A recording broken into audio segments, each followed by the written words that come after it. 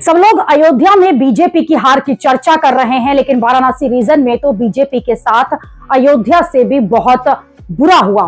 भयंकर हार हो गई वाराणसी के रीजन में, वो भी पीएम मोदी के वाराणसी में लड़ते हुए। वाराणसी रीजन में 12 लोकसभा सीटें आती हैं और 12 सीटों में बीजेपी सिर्फ 2 सीट ही जीत पाई। एक सीट वो है जो बीजेपी के सहयोगी अपना दल ने जीती है, बाकी 9 सीटें इंडिया गठबंधन ने वाराणसी रीजन में जीती। इससे बड़ी हार और क्या होगी कि वाराणसी में बीजेपी का सबसे बड़ा चेहरा होने के बावजूद वाराणसी के आसपास की सीटों पर बीजेपी को सीटें जीतना मुश्किल पड़ गया।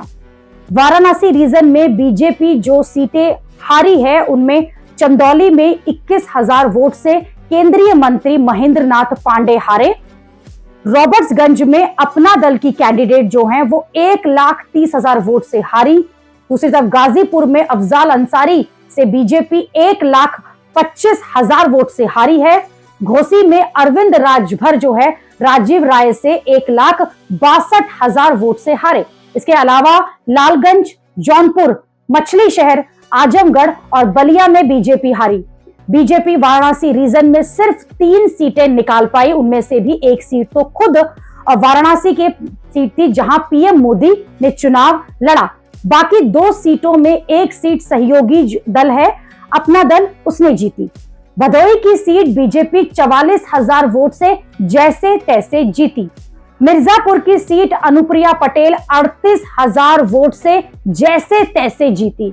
खुद वाराणसी सीट की अगर बात की जाए तो पीएम मोदी का मार्जिन घटकर 1,52,000 रह गया।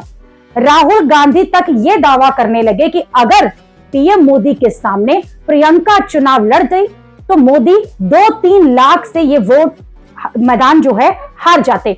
अब मोदी हारते या नहीं ये तो नहीं पता, लेकिन प्रियंका के चुनाव लड़ने पर वाराणसी का मुकाबला तो सुपर हिट जरूर हो जाता, जो हो नहीं पाया। अब इसके लिए अगले चुनाव का इंतजार करना होगा।